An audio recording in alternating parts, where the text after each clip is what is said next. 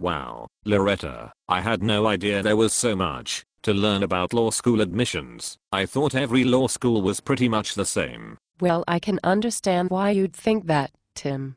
Law school catalogs and web pages often look a lot alike. Besides, when everything you're reading is new, it's hard for you to pick out the small differences from the larger commonalities. I'm curious about the point you made regarding minorities often being admitted with lower numbers. I hate when people think I'm getting an unfair advantage. Tim, there will never be a way to stop people from thinking stupid things.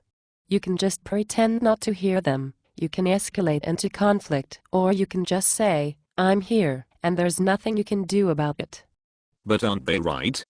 Why should I get into law school with lower grades than my classmates? Do you want an actual answer?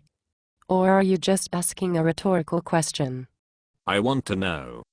I'd love to have something to answer when other students confront me. Well, that basketball on your shirt suggests that you're a varsity athlete, are you?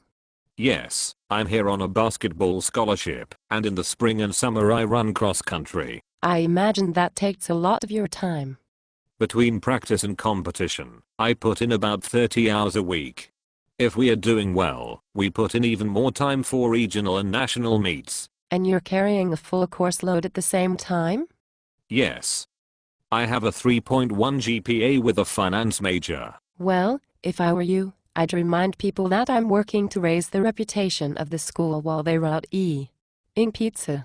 Law schools might want someone who works for the benefit of the school, don't you think? I like that. But not every minority or foreign student plays sports. No. But every minority has to put up with the rude comments you're talking about. Isn't that worth something? Think about how much energy you put into coping with the animosity of other students. It takes a very strong character to continue while facing that nonsense. But those constant comments about the injustice of affirmative action can be really depressing. Tim, people who talk about affirmative action are behind the times.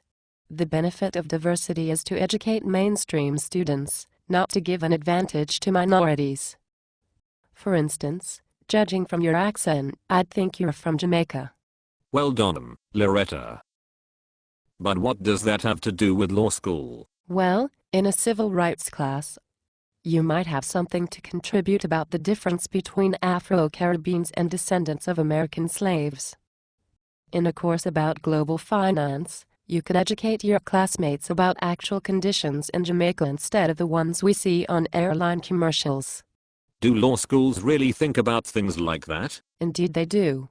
The University of Michigan went all the way to the Supreme Court to fight for the right to consider such factors. And I think it's great that they did. Diversity is America's greatest strength.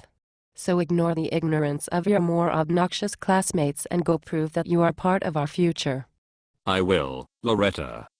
And thank you for the pep talk. You're welcome, Tim. Now go win one for our side.